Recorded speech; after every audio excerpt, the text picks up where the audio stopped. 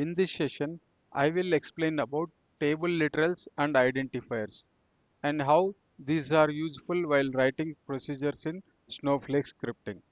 Let's see. So first let's discuss about table literals. Sometimes we may need to use variables and parameters as table names while writing the procedures or functions in Snowflake scripting, right? That time these table literals are very useful. So you may get confused if I say in some sentence. So let me show you like this. Okay. Suppose table name is a variable or a table name is a parameter that is input to our procedure. And when I write a statement like this, select count of star from, so this table name I am passing here. So if I run this statement, it will throw error. So in Snowflake scripting, you cannot use any parameter or variable that is of a table name directly like this. So you have to use like this. Select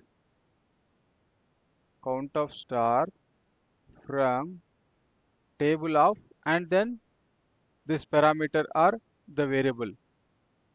Okay, you have to pass like this.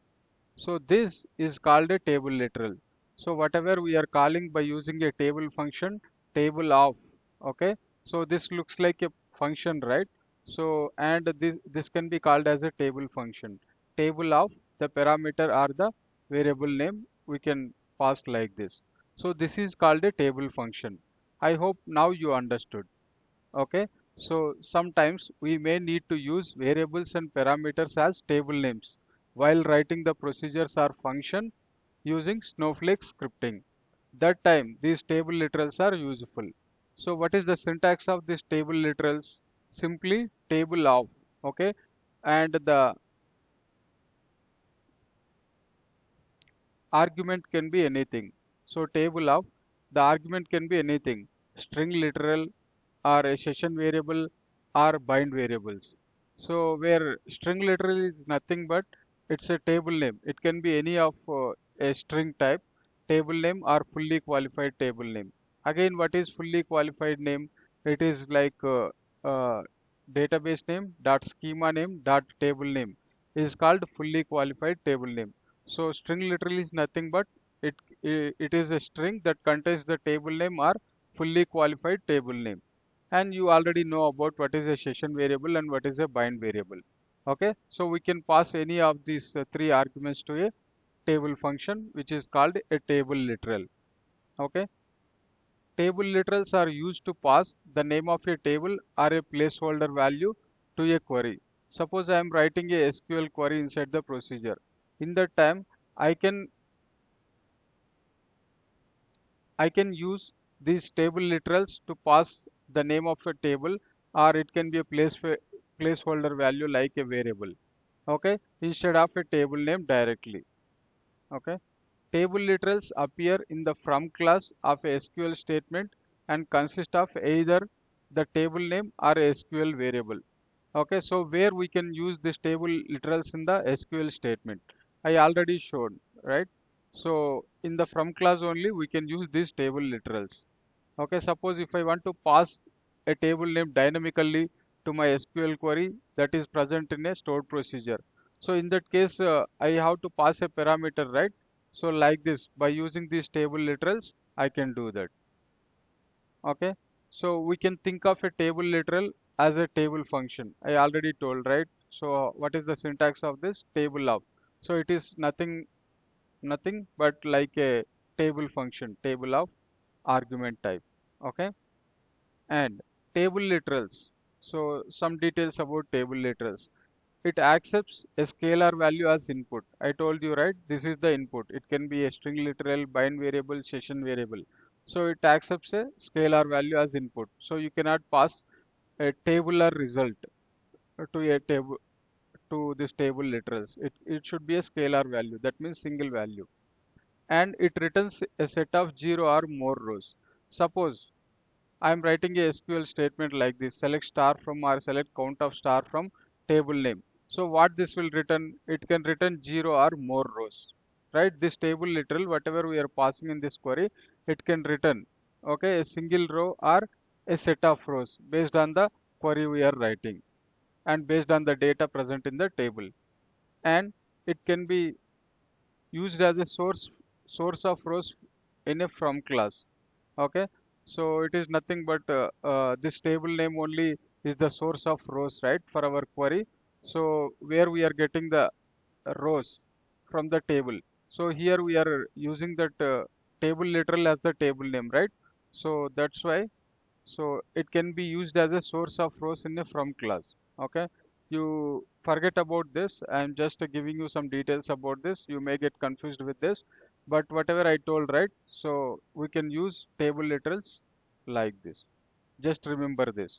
So many of people while writing Snowflake scripting, okay, they encountered this error. They try to write a query like this: select star from, and directly they give parameter name like this. So it will fail, and they'll be struggling like, what is the error here? I am writing correctly, but this is not a correct syntax. So you have to use this table of parameter value or variable parameter name or variable name you have to pass like this.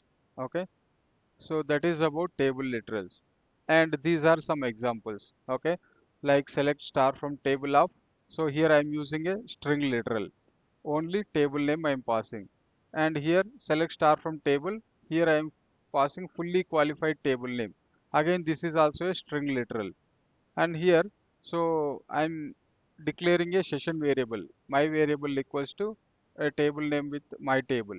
And I can use like this: select star. Suppose if I want to fetch the data from this table, okay, my table, so how can I write a statement: select star from table of my variable. So we can call the session variables by using this dollar symbol, right? Select star from table of this dollar symbol, that means it's a session variable, and this session variable name.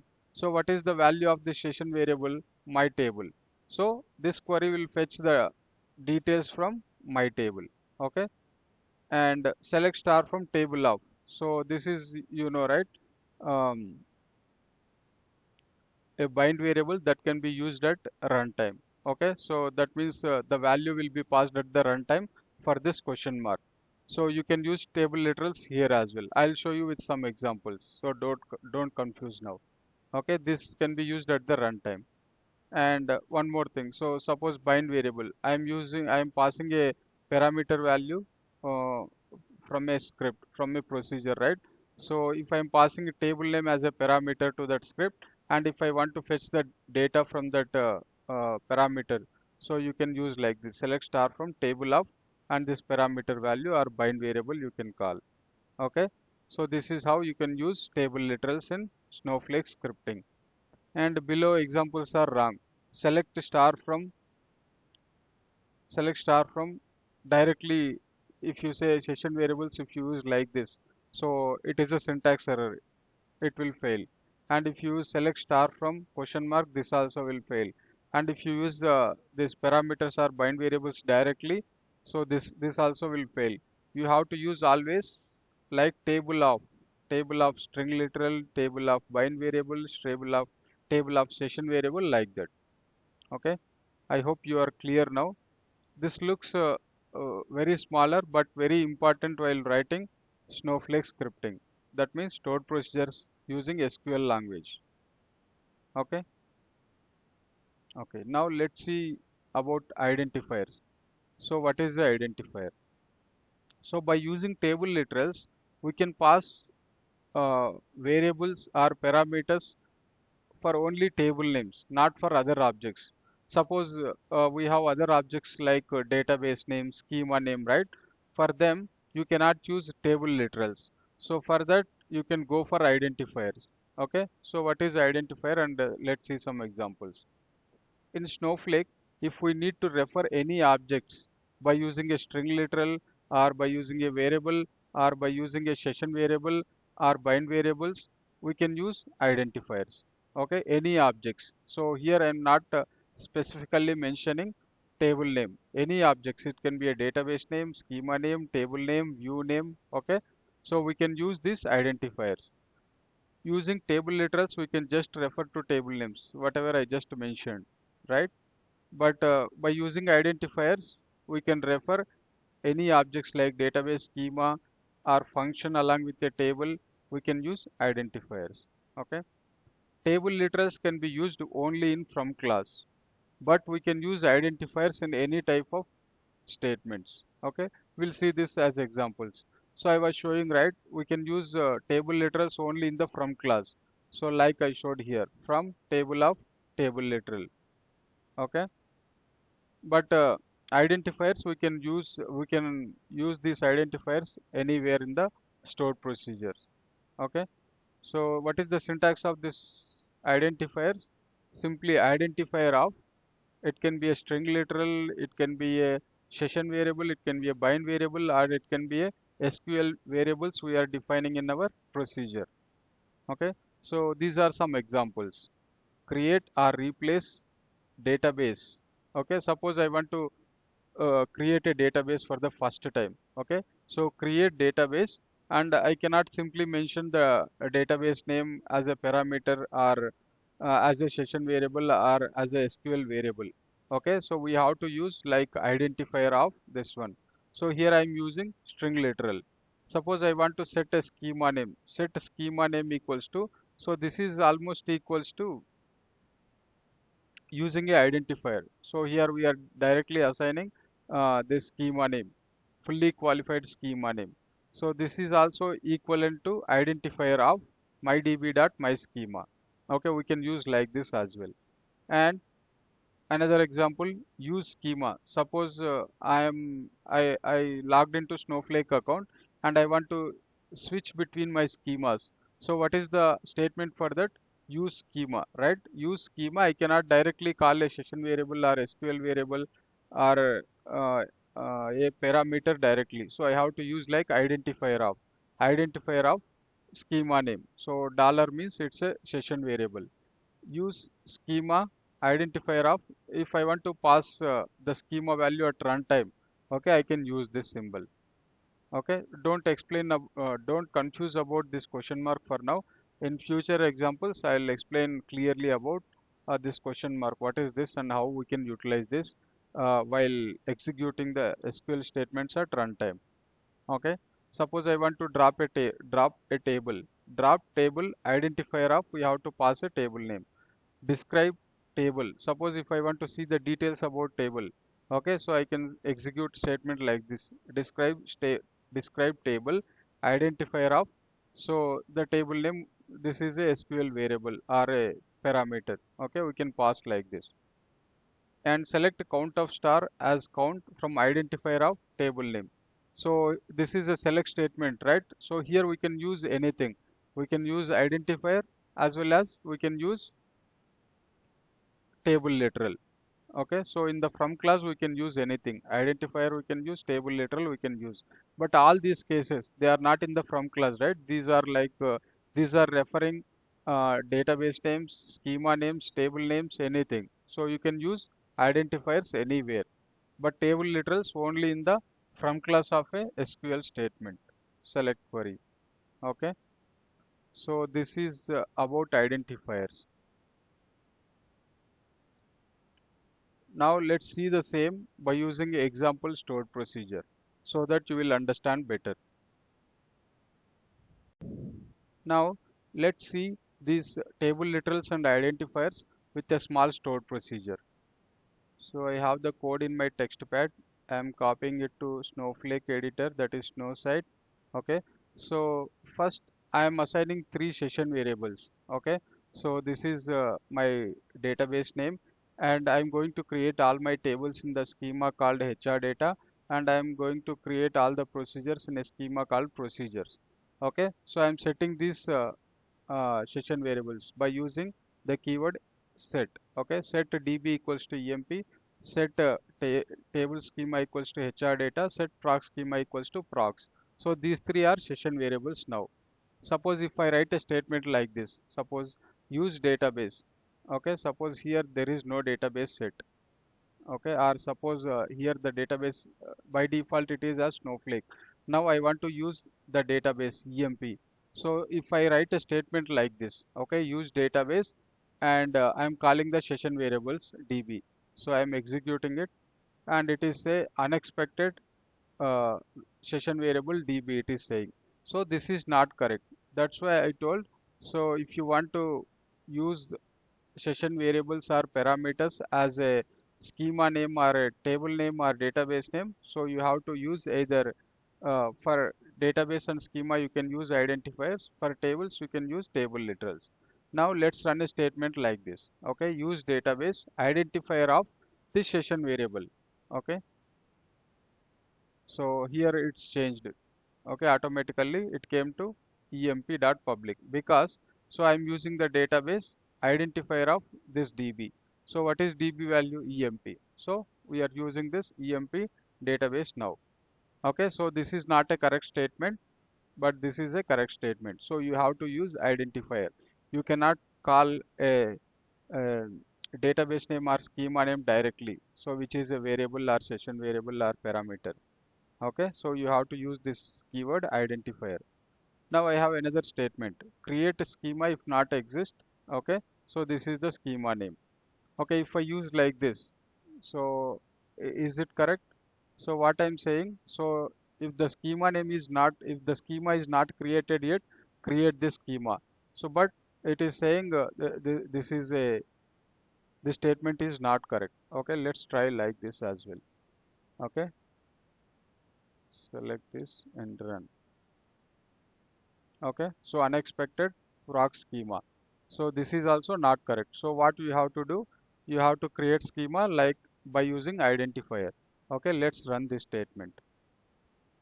Okay, now this was successfully completed, and data the schema should be created. Okay, and also I'm creating this schema by using the identifier again. Okay, so create schema, table schema. So now I have created two schemas here. One is proc schema and table schema. So what is the proc schema? Procs. Table schema HR data. Let's see if you have doubt. Okay. So go here and refresh. Here you can see the two schemas, HR data and procs. Okay. So this is how you can use identifiers. Okay. Now I'm using proc schema. Okay. So because I want to create my procedure in the proc schema. So here also I'm using identifier. If you say like directly, if you write use schema and proc schema, it is not correct statement. So you have to use identifier. Okay. So now let's go to this procedure, what this is doing. Okay, later we'll create this and we'll run this. Okay, so this procedure is to return the row counts of 4 tables present in the employee database. Okay, so what is the output of this procedure? So it will return the row counts of 4 tables present in the employee database. Okay, so what are those 4 tables? Okay, employees, countries, departments, and locations. There are 4 tables. Okay, so if you see, I am creating this procedure with the name like this, stored procedure underscore literals identifiers demo. So this is a demo program, right? Demo stored procedure. That's why I have given name like this. So here I am passing the database name, which is of varchar type, as a parameter to this procedure. Okay, because we have to see the demo on of all types, right? Parameters, session variables, sorry, parameters, SQL variables, okay, everything, right? That's why I'm passing one DB name as a parameter. Okay, so as the language is SQL, so this stored procedure is being written in Snowflake scripting. Okay, so here I am declaring some variables. Table 1, okay, table 2. So table 2 I am using a default value as well. Okay, so default value of this table 2 is departments. Okay, and I have to get the counts of all 4 tables, right? That's why to store the count value I am declaring 4 variables as integers: department, employee, country, and location. Okay, and I am beginning the my body block of this stored procedure. So table 1 equals to employees. So here while declaring I did not assign a default value, but here I am assigning a value to this variable. Table 1 equals to employees. Okay, I have, so here I did not declare table 3. So in case if you want to declare a variable directly in the begin section of a stored procedure, you can use a keyword called let. Okay, so let table3 equals to countries. Okay, so finally we have values for all tables, right? Table 1 employees, table 2 departments, table 3 is countries. So we have another table called locations. So this I am directly using in the query. So because I want to show one example for table literals as well, sorry, string literal as well, right? So this is my string literal. Okay, now let's see the code. So first of all, I have to use my database. So in which database I have to get the counts, right? So that's why I'm using a statement called use database. And for database and schema name, what is the thing we have to use? Identifier. So use database identifier of DB name. So this DB name is the parameter or argument of the procedure. Okay, so that's why I'm using a colon to use that as a variable here. So use database identifier of this parameter. Okay, so that the control will go to this database. So what is the database? Whatever we pass in while calling this procedure. Okay, and use schema identifier of table schema. So what is the table schema here? We'll see that. Okay, okay. And then we have four SQL statements like this. Select count of star into, okay. So suppose I want to get the count into a variable called EMPL. So we have declared all the four variables, right? So I want to get the counts into these variables. Select count of star into this employee variable from table of. So now I want to use get the count of table called employees, right? So how I can use this? Okay, so I am using a table literal. If I directly write a statement like select count of star into employee from, if I use directly this variable, okay, the statement will fail. So that's why we have to use this table literals. Okay, select count into this variable from table of this table one. So what is table one? Employees. Okay, so like this, select count of star into department from identifier. So I want to show demo on identifiers as well, right? So we can use identifiers for table names as well. So what is the identifier of table 2? So what is the value of this variable table 2 departments? Okay, so this will fetch the count of a table called departments. Okay, and so next one is table. Again, I'm using table of table 3. So what is table 3 here? Countries. Okay, so the last one is select count into this variable called location from identifier of. Okay, so here I am passing the string literal directly. So I told you, right, what is the string literal? It can be of any string. That can be a direct table name, or it can be a fully qualified table name. That means along with the database name and schema name. Okay, so I wrote all the four SQL statements to fetch the counts of four tables by using table literals and identifiers. Now I am returning. Okay, so return employee count, and I am concatenating the variables here. Employees count is whatever we are fetching the value into employees variable I am using here, and departments count. So again department variable. Like that, I am returning the count of all four tables here. Okay, so this is the procedure. So I have discussed everything about here, but I am missing only one thing here. So table schema. So here table schema is a session variable, but this is effective. Session variables are effective only in that particular session. Suppose this is a session, right? So here I have already declared the value of this table schema. So what is the value of this table schema? HR data, right? Suppose if I go to another session and if I try to create this procedure with this table schema, so it will fail because we did not, if we don't set the value of this session variable, the procedure creation will fail. Suppose I am creating this procedure here. Okay, so procedure successfully created. Okay, suppose if I take the same code, okay, into a new session.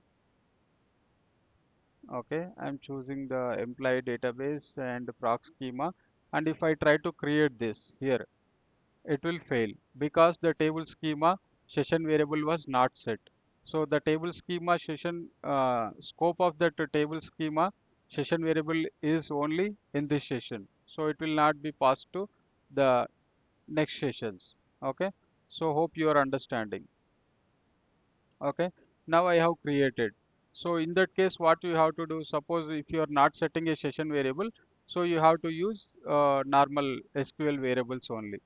Okay, so you have to define the uh, table schema variable here. Table schema equals to, so like this. Okay, like this you can create. Okay, I'm just commenting it for now. So I just created this stored procedure and I am calling this. So how to call a stored procedure? By using the statement call.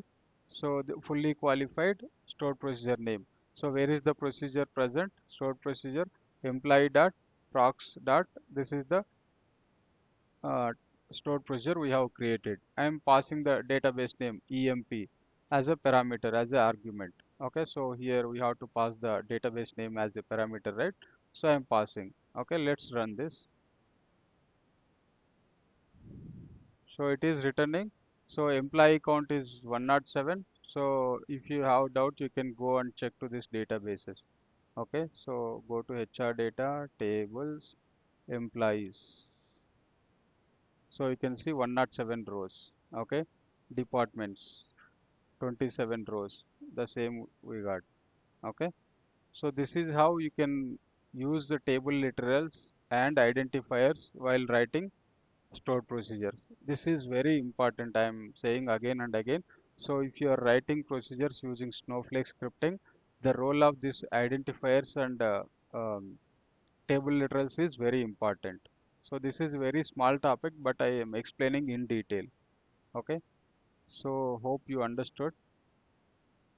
Thank you. Bye.